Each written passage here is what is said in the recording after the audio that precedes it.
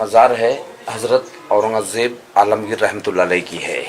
ये इनकी वसीयत थी कि मेरी मज़ार कच्ची रखना, मिट्टी की कब्र बनाना, उसके ऊपर जो पौधा है झाड़ सब्ज़े का लगाने का, यानी इसके अंदर जो काला बीज होता है इसको शरबत में फालूदे में डाल के पीते, ठंडा होता है। और ये इनकी ख्वाहिश थी कि मेरी मज़ार के ऊपर कोई गुम्बज नहीं बनाना, खुला रखना, सफ़ेद सादा प्लेन वाइट ऑर्डिनरी चादर डालना, जैसा कि मामूली गरीबों का कब्र होता है वैसे मेरी कब्र बनाना, कोई अमीरों को तरह रंगीन जरी या मखमल का कोई गुलाब भी इसके ऊपर नहीं चढ़ाने का। अब ये जो मार्बल का जाली वगैरह दिखाई दे रहा है, इसके पहले यहाँ पर इसी किस्म की ओरिजिनल लकड़ी की जाली थी, मिट्टी का फर्श था, लेकिन ये सब बाद में Lord Curzon viceroy of India के बहुत ही रिक्वेस्ट करने पर हैदराबाद के जो 7वें निज़ाम थे तो उन्होंने ये 1921 यानी 1921 में ये मार्बल का जाली और ये फर्श संगमरमर का बना दिए। अब ये जो पौधा बड़ा होता है इसको निकाल के छोटा पौधा लगाते हैं, पानी इसके अंदर हमेशा डालना पड़ता है और गलाफ वगैरह भी इसका हमेशा बदलते रहते हैं।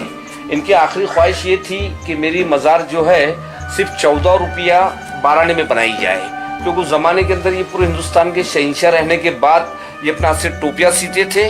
कुरान शरीफ की नकल करते थे ये। तो उस ज़माने में कुरान शरीफ की लिखाई का इनके पास 350 रुपया बैलेंस था, लेकिन इन्होंने कहा था कि वो 350 रुपये भी मेरी मज़ार में नहीं लगाना, क्योंकि हो सकता है कि भाई मैं भी एक इंसान हूँ, मुझसे कुरान शरीफ लिखने में अगर कुछ भी ज़ेर या ज़बर में गलती हुआ होगा तो उसका जवाब अल्लाह तबारक ताला के पास देना पड़ेगा। इसलिए सब पैसा उन्होंने गरीबों में और फ़कीरों में तकसीम कर दिए थे। और जो टोपी सिलाई का 14 रुपया 12 आना इनके पास बैलेंस था, तो उन्होंने अपने बड़े फर्जंद को बुला के ये वसीयत किए थे कि चाहे मेरी मज़ार कैसी भी बने उसी पैसे में मेरी मज़ार बनाना, कोई हुकूमत का पैसे इसके अंदर नहीं लगाने का। औरंगज़ेब रहमतुल्लाह अलैह का जन्म जो हुआ था तो ये 1616 में पैदा हुए थे गुजरात यानी दाहोद में, और इनका इंतकाल 1707 में अहमदनगर के अंदर हुआ। तो ये हिसाब से इनकी टोटल उम्र 91 बरस की हुई। 50 साल इन्होंने पूरे हिंदुस्तान पे हुकूमत की है। लेकिन इनको अहमदनगर से यहाँ पर लाने की खास वजह ये थी कि बाजू में जो बुजुर्ग है उनका नाम है हजरत ख्वाजा सैयद ज़ैनुद्दीन चिश्ती रहमतुल्लाह अलैह। ये औरंगज़ेब रहमतुल्लाह अलैह जिस टाइम जिंदा थे तो ये बुजुर्ग को पर्दा फरमा के 400 साल का ज़माना हो गया था, लेकिन औरंगज़ेब साहब अपने दौरे हुकूमत में जब भी औरंगाबाद आते थे तो इन बुजुर्ग की मज़ार पे हाजिरी देते थे, तो उनको यहाँ पर एक दिली सुकून मिलता था।